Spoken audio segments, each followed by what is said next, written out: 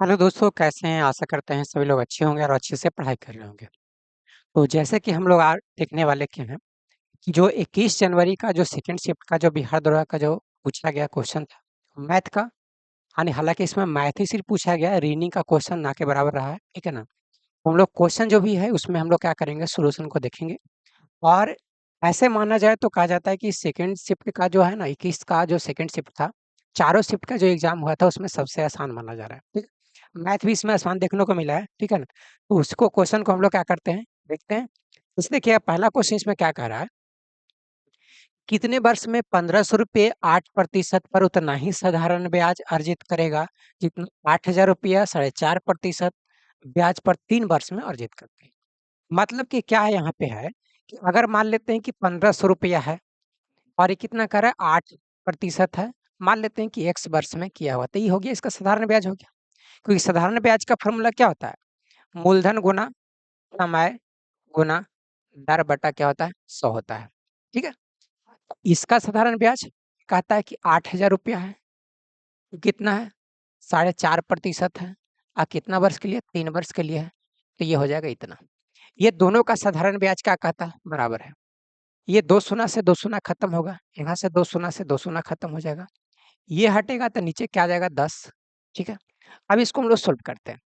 15 गुना 8 गुना x बराबर 80। अगर इसको हटा देते हैं, एक शून्य से एक शून्य, 8 गुना 45 गुना कितना होगा, 3 होगा। 8 से 8 खत्म होगा, 15 या 45 खत्म होगा, तो x का मान कितना हो गया, 9। मतलब कि 9 वर्ष में क्या हो जाएगा, जितना ये अर्जित करेगा साधारण ब्याज उतना ही क्या करेगा, दूसरा वाला अर्जित करेगा। 9 वर्ष इसका क्या हो जाएगा, आंसर हो जाएगा, ठीक है। ये काफी आसान सवाल थे, इसको आसानी से भी बना सकते थे, नॉर्मल ऐसे ही है, ठीक है। आगे देखिएगा, अगला क्वेश्चन इसमें कह रहा है कि ये समानांतर श्रेणी में है।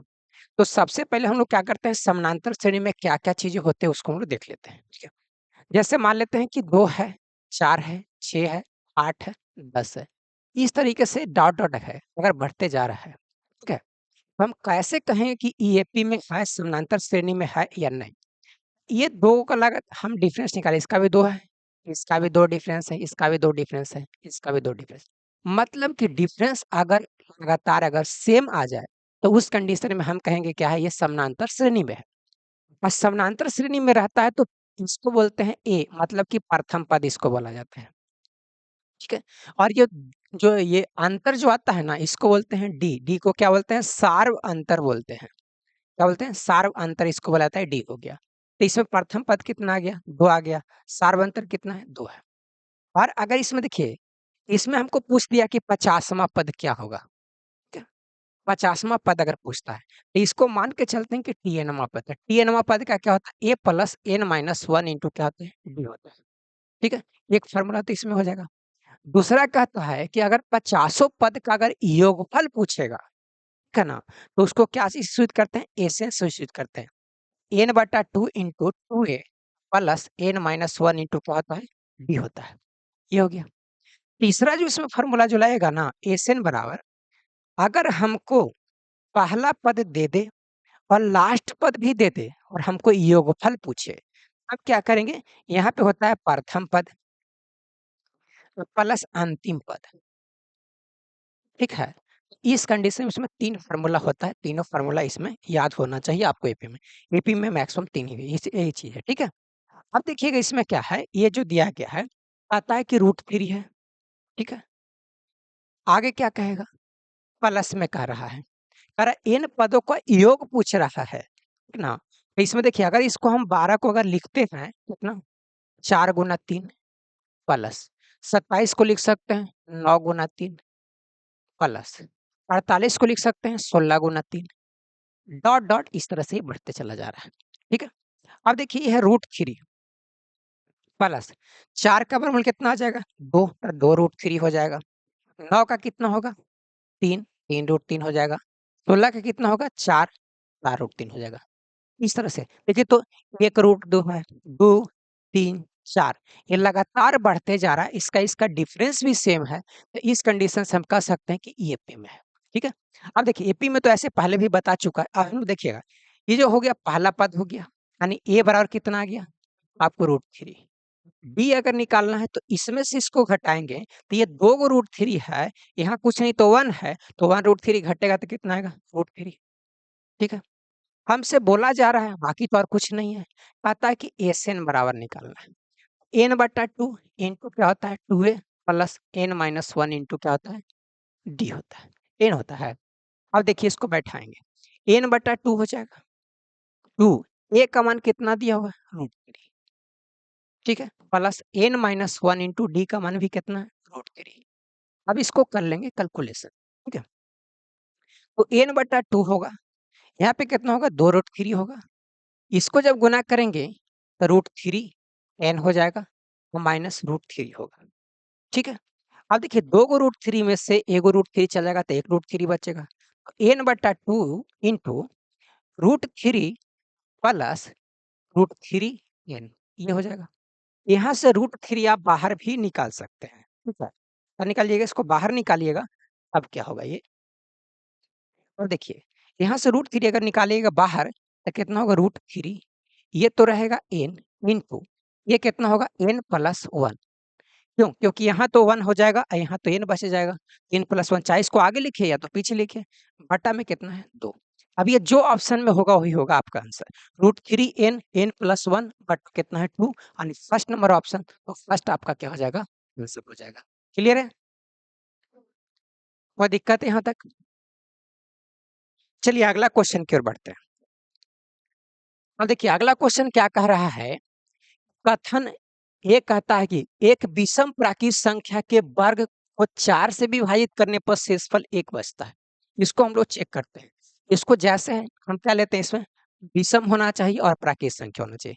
प्राकृत संख्या क्या करते हैं, 1 से शुरू करते हैं, 1 2 3 डॉट डॉट डॉट जहां जाता है ये क्या होता है प्राकृत संख्या कहलाता है। शून्य को आगे मिला लेंगे तो ये क्या हो जाता है पूर्ण संख्या हो जाता है। ठीक है, अब देखिए तो हमको कहता है प्राकृत संख्या, लेकिन होना क्या चाहिए विषम होना चाहिए। विषम कौन होता है सबसे छोटा, 3 होता है, 5 होता है, 7 होता है, इस तरह से बढ़ते जाएगा।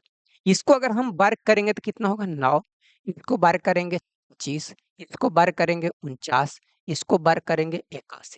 ठीक है, कहता है कि 4 से भाग लगाते हैं सब में, 4 से भाग लगाएंगे तो कितना शेष बचेगा, 4 दूना 8 कट जाएगा, 1 बचेगा शेष। इसमें भी 6 चौके 24 कटेगा तो 1 बचेगा, इसमें भी 4 से लगाएंगे भाग तो 16 तिया 48 तक तो कट जाएगा, 1 बचेगा शेष। इसमें भी 4 से लगाएंगे तो 20 चौके 80, 1 शेष बचेगा। हमको पहला कथन हमको सही दिख रहा है।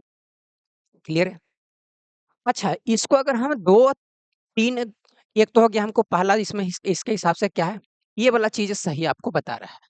ठीक है, दूसरा इसमें हम सोचेंगे क्या कि अगर देखिएगा 3 है, 5 है, 7 है, 9 है, डॉट डॉट है, तो इसको हम किस तरीके से एक स्टैंडर्ड फॉर्मेट में लिख सकते हैं। स्टैंडर्ड फॉर्मेट में लिखने के लिए अगर हमको सम संख्या कहेगा, क्या कहेगा सम संख्या, तो इसको हम स्टैंडर्ड फॉर्मेट में 2n लिखेंगे। और अगर विषम संख्या कहेगा तो इसको हम क्या लिख सकते हैं 2n+1 लिख सकते हैं। जैसे n का मान 1 रखेंगे कितना होगा 2, 2 रखेंगे तो कितना होगा इसमें 4, फिर 6 हो जाएगा, फिर 8 हो जाएगा। इस तरह से स्टैंडर्ड फॉर्मेट हो गया सम संख्या का, ये हो जाएगा विषम संख्या का।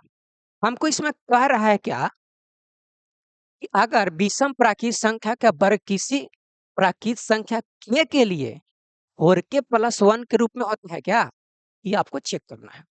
कोई भी संख्या k है, k के लिए कोई x मान लीजिए, कोई भी मान लीजिए, तो पता है क्या इसका स्टैंडर्ड फॉर्मेट अगर उसको हम वर्ग करेंगे क्या 4k+1 के रूप में आएगा। इसको हम लोग चेक करते हैं। जैसे देखिए क्या है, इसमें क्या है 2n प्लस रख दिए हैं 1, n के जब हम k के लिए कहेगा, ये n के लिए है, k के लिए कहेगा तो k रख देते हैं, 2k+1 ये तो हो गया विषम प्राकृत संख्या, विषम प्राकृत संख्या। अब देखिएगा इसको हम करते हैं वर्ग, 2k+1 को अगर हम कर देते हैं वर्ग, हमको आना क्या चाहिए 4k+1 के फॉर्मेट में होना चाहिए। अगर ये आता है तो भी होगा सही। अब देखिए इसको वर्ग करेंगे तो कितना होगा 4k² प्लस 2a भी होता है, 2 a के जगह पे 2k है, i कितना है b के जगह पे 1 है, प्लस 1 का स्क्वायर। इसको क्या लिखेंगे 4k² प्लस 4k+1 लिखेंगे। तो देखिए इसको हम ऐसा लेते हैं, इसमें से क्या ले लेते हैं, 4 के कॉमन ले लेते हैं, ठीक है? 4 के कॉमन लेते हैं तो यहाँ से क्या हमको बचेगा, ये बचेगा, प्लस में यहाँ 1 बचेगा और यहाँ क्या बचेगा, 1 बचेगा। देखिए तो ये भी तो क्या है, के फॉर्मेट में ही है ना? क्या ये के फॉर्मेट में है? या तो इसको आप ऐसे भी लिख सकते हैं, यहाँ पे अगर 4 अगर कॉमन ले लें तो के स्क्वायर प्लस के प्लस कितना होगा 1, पूरा का पूरा क्या है, के फॉर्मेट में है, ठीक है? तो इसको हम ऐसे लिख सकते हैं, कोई भी तो यहाँ के का फॉर्म ही है, तो 4 के प्लस 1 के फॉर्मेट में मतलब कि जो भी के है उसमें 4 से गुना प्लस 1 है। इस हिसाब से क्या है, ये कंडीशन और ये कंडीशन क्या है, दोनों सेम है। इसीलिए हमारा क्या होगा, ये कहता है कि विषम प्राकृत संख्या का वर्ग किसी प्राकृत संख्या के लिए 4 के प्लस 1 के रूप में होता है, बिल्कुल होता है। ये भी हमारा क्या होगा, सही होगा। अच्छा, ये जो है ना, ये वर्ग किया तो इसी के तो फॉर्मेट में ये वाला लाया गया है, ठीक? ये भी सही है और ये भी सही है। ये कह रहा है क्या कि इस फॉर्मेट को जो हम चेक किए हैं ना, वो इसी का कारण बता रहा है। तो इसमें क्या होगा, ए और आर दोनों सही होगा और आर जो है ना, ए का सही व्याख्या भी करता है, क्योंकि अगर ये व्याख्या कहता है कि जो फॉर्मेट में ये है, वही फॉर्मेट में ऊपर वाला आ रहा था। ऊपर वाला हम लोग अंक के रूप में ले रहे थे और नीचे वाला हम लोग स्टैंडर्ड फॉर्मेट में लेकर लेकर के रूप में उसको चेक किया है। तो इसलिए हमको क्या होगा, इसका आंसर ये नंबर ऑप्शन होगा। क्लियर है? चलिए अगले क्वेश्चन की ओर बढ़ते हैं। यहाँ तक नहीं कोई दिक्कत है तो बोलिएगा।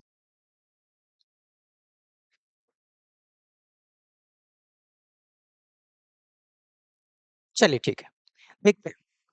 अब देखिए अगला जो क्वेश्चन कह रहा है इसमें, कहता है कि 5 खरीद के 1 मुफ्त, यानी 5 को जब खरीदता है कोई वस्तु तो एगो मुफ्त में पाता है, ठीक है? और 3 को खरीदता है तो एक पर उसको पूरा पैसा नहीं लेता, उस पर 50% उससे पैसे लेता है, ठीक है? अब इसमें कहता है कि दुकानदार 2 छूट के विकल्प देते हैं। राधा को 24 पुस्तक खरीदनी है, कौन सा विकल्प चुने कि उससे ज्यादा लाभ हो? अब 24 पुस्तक खरीदे या 2400 खरीदे, फायदा पहले देखना कि किस में सबसे ज्यादा प्रॉफिट हो रहा है। जो प्रॉफिट हो रहा है जिसमें, उसी में हमको क्या करेगा, इसमें इंक्लूड करके उसके हिसाब से क्या करेगा, सामान को खरीद लेगा। और देखिए कहता है कि 5 खरीदा है तो 1 छूट मिला है, यानी 1 ज्यादा दे दिया। अब आप ही सोचिएगा कि क्या दुकानदार कोई भी चीजें फ्री में देता है? बिल्कुल नहीं। उसका एडजस्टमेंट कहीं ना कहीं वो करता है। तो मान के चलिए कि जो ये फ्री में सामान वो दिया होगा, क्या वो चीज़ उसको खरीदारी में नहीं लगा होगा? खरीदारी पर उसको लगा होगा कि नहीं लगा होगा? छूट नहीं, नहीं, मान लेते हैं कि अगर आप 100 चीज़ें खरीदते हैं, 2 चीज़ें उसमें आपको छूट दे दिया, कहीं न कहीं छूट का वो एडजस्टमेंट उस वस्तु में खरीदें, उसमें आपको मिला। कोई भी कंपनी या कोई भी आदमी नुकसान करके नहीं बेचता है, ठीक है? अब देखिए, ये चीज़ मान के चलते हैं कि वो 5 को खरीदा है, 1 छूट दिया, तो उसको वस्तु कितना दिया? मान लेते हैं कि एक वस्तु का दाम कितना है? ₹1 है। तो उसको वस्तु दिया कितना? तो 5 को एगो कितना दिया? 6 वस्तु दिया। 6 वस्तु दिया तो ₹6 लेना चाहिए था उसको। लेकिन वो लिया कितना? ₹5 लिया है। ₹5 लिया ना, क्योंकि 5 ही वस्तु को पैसा लिया, ₹5 लिया। यानी एक वस्तु का पैसा ₹1, तो 6 वस्तु खरीदा होगा तो ₹6, 6 को दिया तो ₹6 उसको लागत पड़ा होगा। लेकिन कहा कि चलिए हम आपको एक छूट दे देते हैं। मतलब ₹6 की चीज़ है वो ₹5 में बेच दिया उसको। छूट दिया कितना? ₹1 का छूट दिया है गुना 100, और कितना पर छूट दिया? तो 6 पर, 6। इसको काटेंगे 3, 150, 16.2/3% ये फर्स्ट वाला पर छूट मिला है इसको। समझ गए यहाँ तक? अगला समझिए। अगला कह रहा है क्या कि हुआ क्या है, 3 वस्तु खरीदा या 4 वस्तु? 3 वस्तु खरीदा। अगला 3 वस्तु खरीदता है, तो एक पर कहता है कि 50% का छूट दिया हुआ है। क्लियर है? मतलब कि 3 वस्तु, एक वस्तु कितना? 4 वस्तु। 4 वस्तु पर उसको हुआ कितना? ₹4 देना चाहिए था। समझ गए? लेकिन कहता है कि ये ₹1 जो है ना, ₹1 पर 50% छूट, माने एकरा में 50 पैसा वो लेता है ना? एक वस्तु जो ₹1 लेना चाहिए था, उसमें कहता है कि ₹1 नहीं, हम 50 पैसा आपसे लेंगे। अब आप सोचिए, ₹4 की वस्तु 50 पैसा ले रहा है, तो मतलब ₹3.5 ले रहा है। 4 वस्तु पर ₹3.5 ही पैसा ले रहा है। ले रहा है कि नहीं ले रहा है? ठीक है, क्योंकि एक ऊपर 50 पैसे छूट दिया। तो कितना हो गया, 50 पैसे का छूट हो गया, 0.5 का छूट लिया, गुना कितना होगा 100, बटा कितना होगा 4, ये हटेगा, नीचे आएगा 10, एक शून्य से एक शून्य 2, 5, ठीक है, कितना होगा 25/2 का कितना होता है 12.5%, समझे, कितना होगा 12.5% लिया। अब सोचिए, ये हो गया दूसरा कंडीशन और ये हो गया फर्स्ट कंडीशन। फर्स्ट कंडीशन 16.2/3% छूट दे रहा है, दूसरा पर कितना दे रहा है 12.5%। तो सबसे ज्यादा छूट कहाँ मिल रहा है, पहला वाला में छूट मिल रहा है, क्योंकि 16.2/3% दे रहा है। इसको ऐसे भी लिख सकते हैं 16.66% दे रहा है, समझे। तो पहला वाला में इसको ज्यादा फायदा है, दूसरा वाला में इसको क्या है, कम है। इसलिए आप क्या करेगा, 5/1 जो है ना, इसमें क्या किया 16.66% है, इसमें कितना दे रहा है तो 12.5% दे रहा है, समझे। तो छूट किसमें ज्यादा, दोनों में तो बराबर हो नहीं सकते, इनमें से कोई नहीं हो सकता। तो क्या होगा, फर्स्ट वाला इसमें क्या हो जाएगा, आंसर होगा, सबसे ज्यादा उसी में छूट मिल रहा है, उसी पर वो सामान लेकर के निकलेगा, समझे। चलिए आगे देखते हैं। अगला क्वेश्चन इसमें कह रहा है क्या, एक वृत्ताकार शीट से 135 डिग्री का त्रिज्यखंड काटा जाता है। देखिए त्रिज्यखंड कैसे होता है,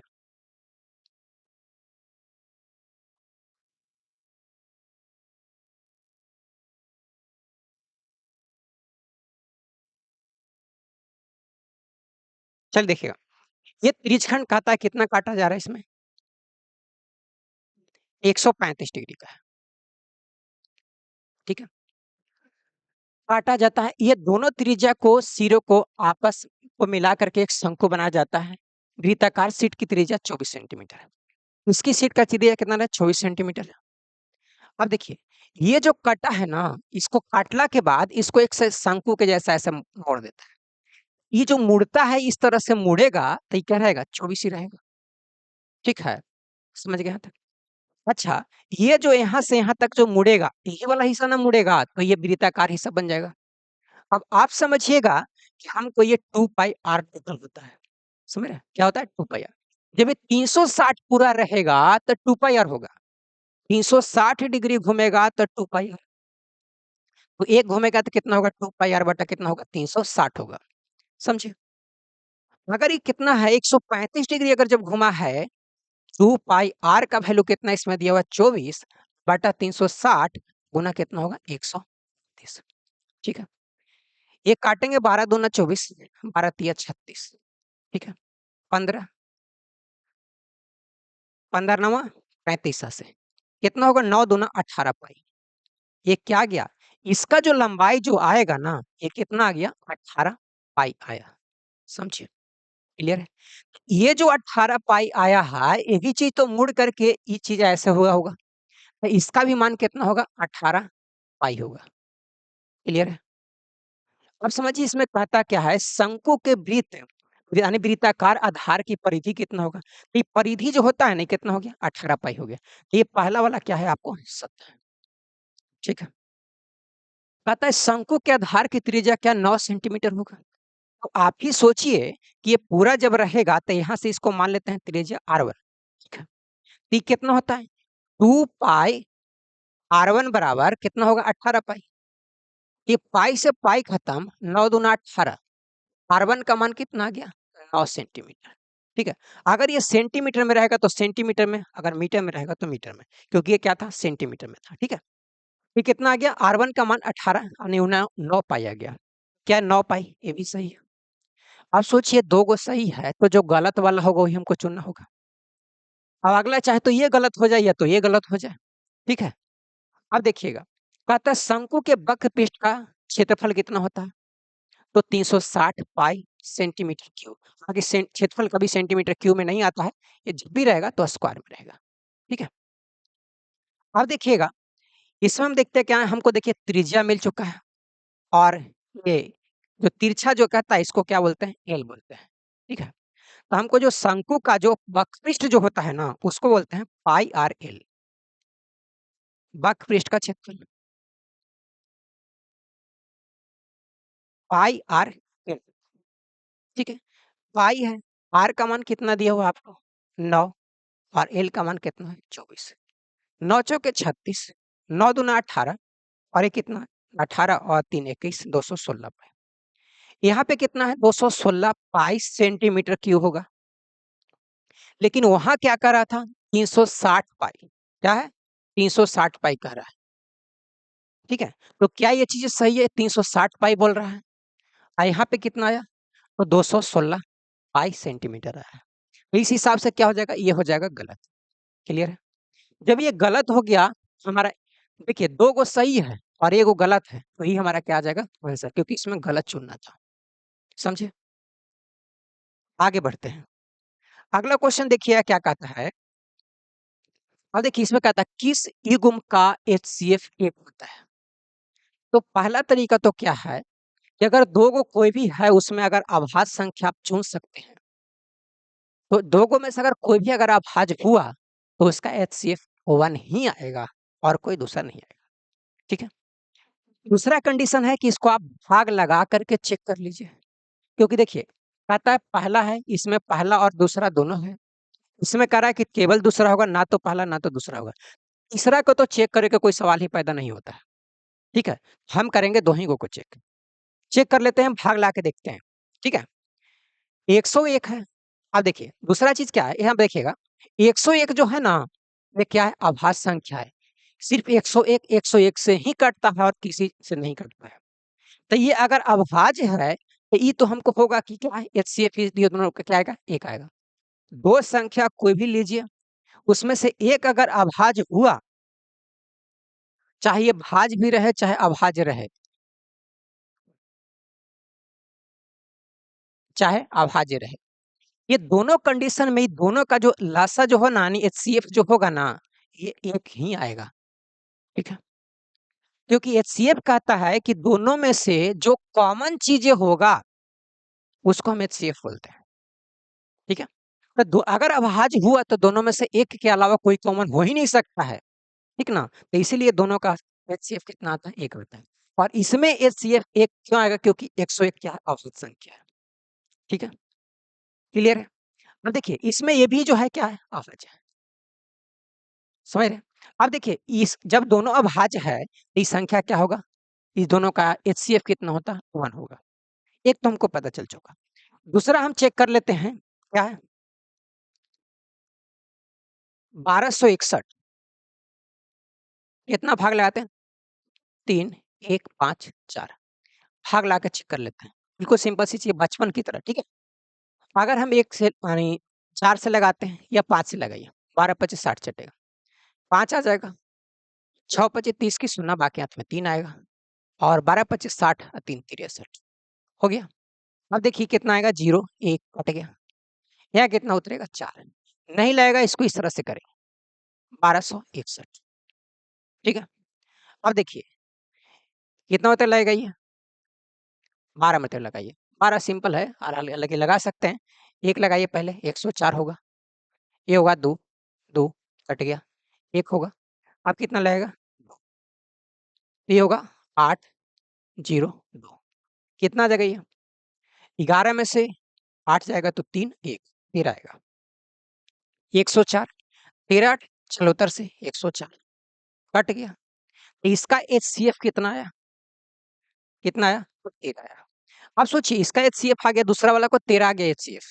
ठीक ना, पहला वाला का HCF 1 था, हमको सिर्फ ऑप्शन में 1 और 2 1 और 2 है, क्या केवल एक सही होगा, क्योंकि दो को ही को हमको चेक करना, तीसरा का कोई ऑप्शन नहीं, तो तीसरा चेक करने का सवाल ही पैदा नहीं होता है। अगर तीसरा हमको चेक करना पड़े तो आप इसको भाग लाकर चेक कीजिए, अभाज्य संख्या चेक करने की जरूरत नहीं कीजिए। ठीक है, अगर अभाज्य संख्या को चेक करने के चलने लगेगा तो आप बहुत लेंदी प्रोसेस पे चल जाएगा, हो सकता है सोल्व भी नहीं हो पाए। ठीक है, तो इसी इसको सिंपल तरीका क्या है, इसको भाग ला करके आप देख सकते हैं। इसलिए इसका आंसर क्या होगा, केवल और केवल एक होगा। अगला क्वेश्चन देखिएगा। अगला कहता है दो पासे को एक साथ उछाला जाता है। ठीक है, दोनों पासे पर आए अंकों का योग एक पूर्ण घन के रूप में होना चाहिए। अब देखिए एक पासा को अगर फेंका जाएगा 1 2 3 4 5 6 ये आएगा।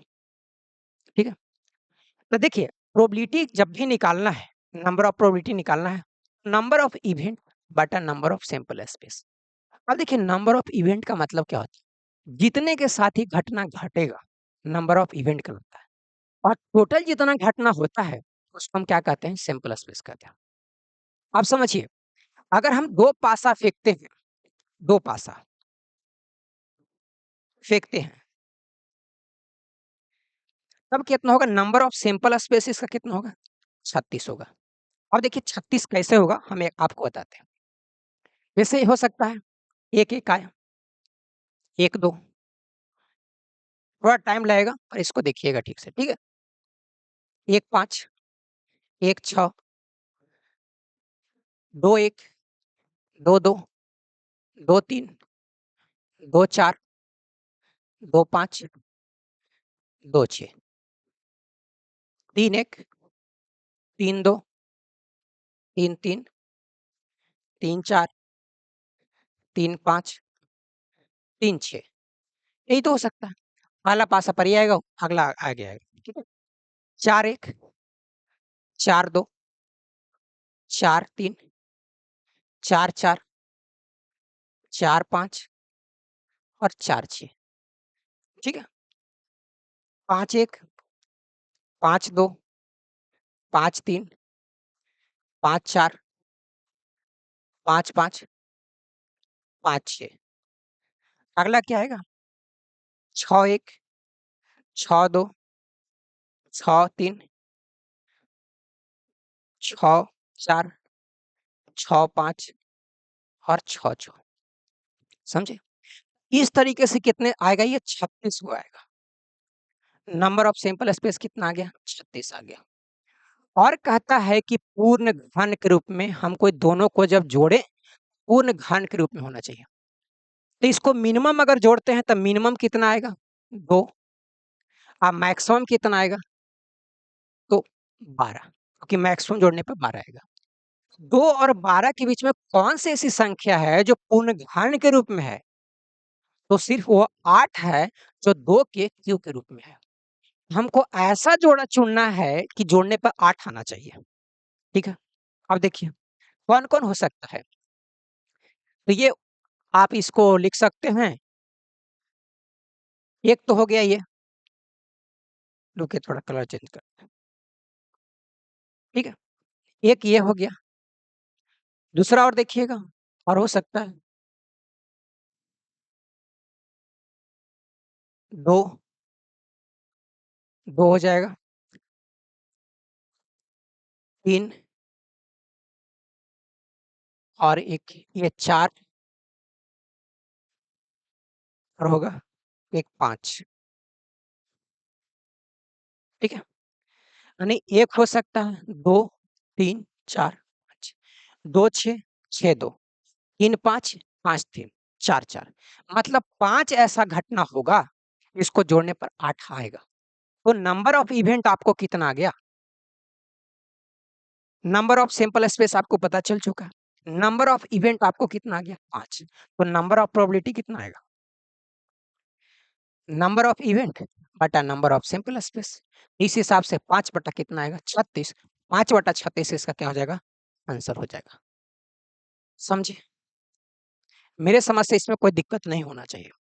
अगर ये 3 पास अगर उछालता, तो उसको फिर देखिए, अगर इसको सैंपल स्पेस निकालना है, सैंपल स्पेस निकालना है, तो अगर 1 पासा रहेगा तो यानी 6 के पावर इसमें n होता है। 1 पासा तो 6 के पावर 1, 2 पासा तो 6 के पावर 2 इसका सैंपल स्पेस होगा। 3 पासा रहेगा तो 6 के पावर 3 इसका सैंपल स्पेस होगा। समझ रहे हैं? चलिए अगला क्वेश्चन की ओर बढ़ते हैं। अगला क्वेश्चन क्या कहता है? 84 रुपये जो है 2 भागों में विभक्त किया गया है। पहले हिस्से को 6%, दूसरे हिस्से को 12% वार्षिक साधारण ब्याज पर 2 वर्ष के लिए उधार दिया जाता है। दोनों हिस्से से प्राप्त कुल ब्याज कितना? 1752 रुपया है।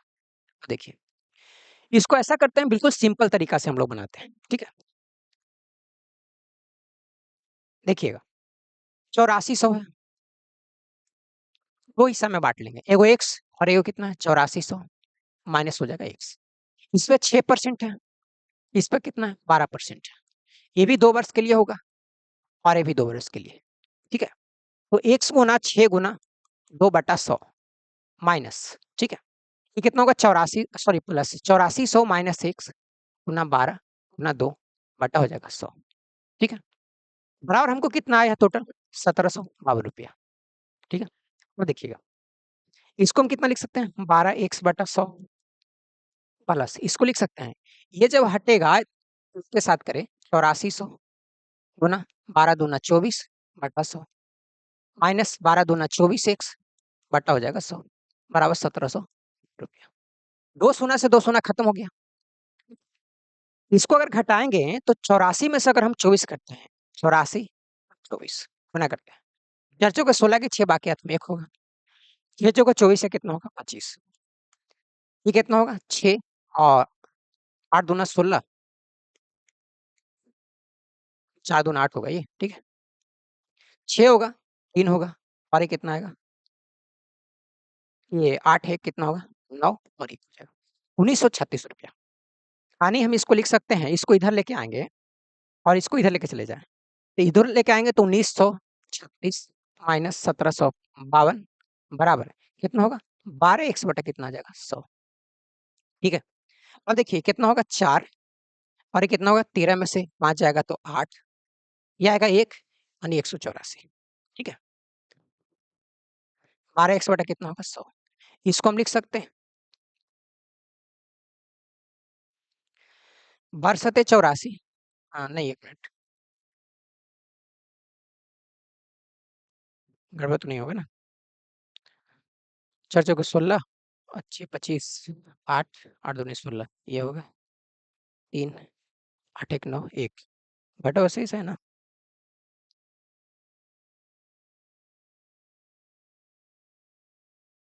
2 होगा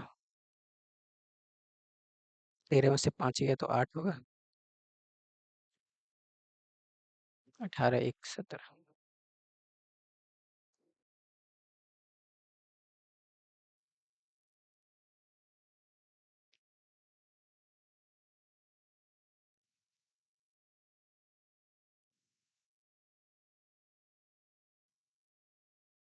1 मिनट थोड़ा देख लेते हैं, कहीं गड़बड़ तो नहीं है, पूरा कट नहीं रहा है।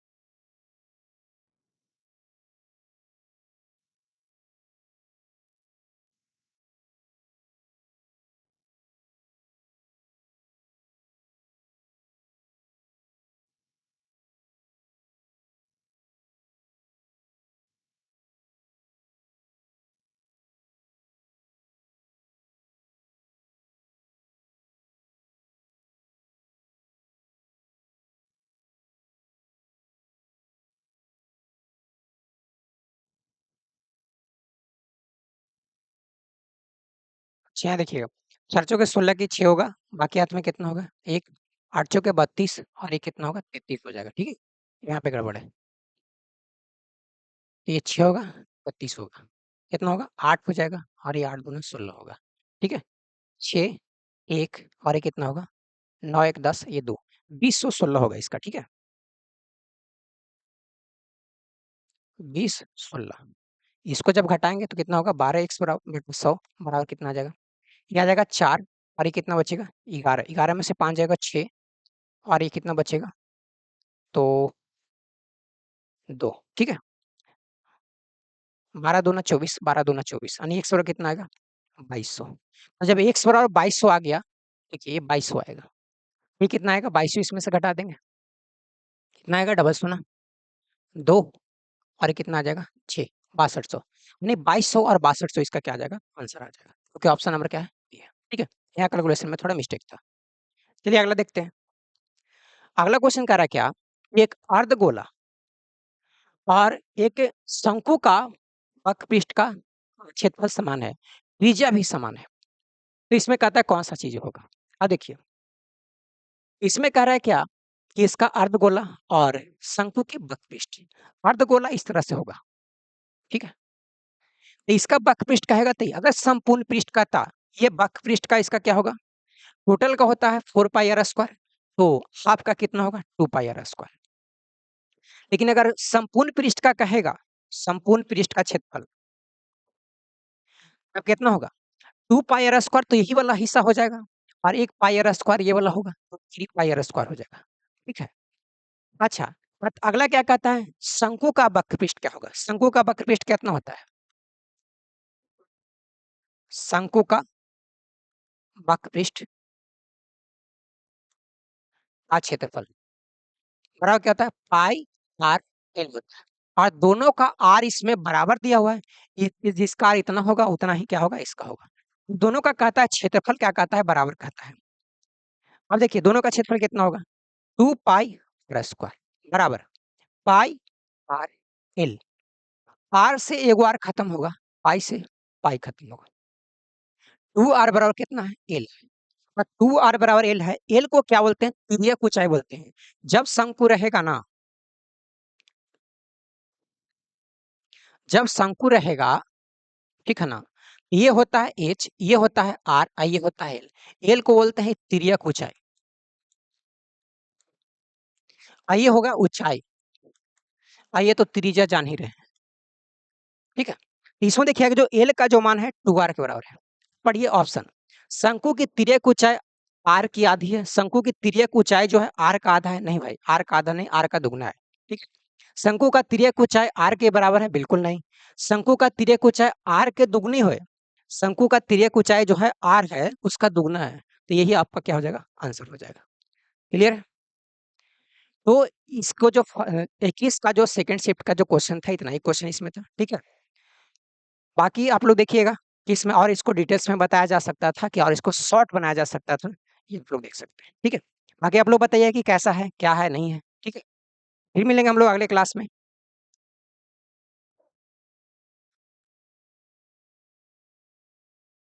चलिए ठीक है, ठीक है।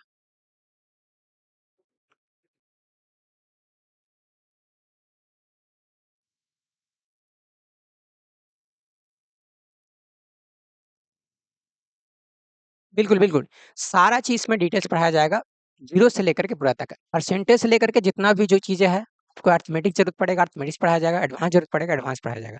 रीडिंग भी इसमें पढ़ाया जाएगा। जो भी चीज़ें आपका, जो भी दरवा का बैच है या तो जो मेंस वाला शुरू होने वाला है, उस दोनों में पढ़ाया जाएगा। चलिए आज हम लोग इतना ही रखते हैं, फिर मिलेंगे हम लोग अगले क्लास में।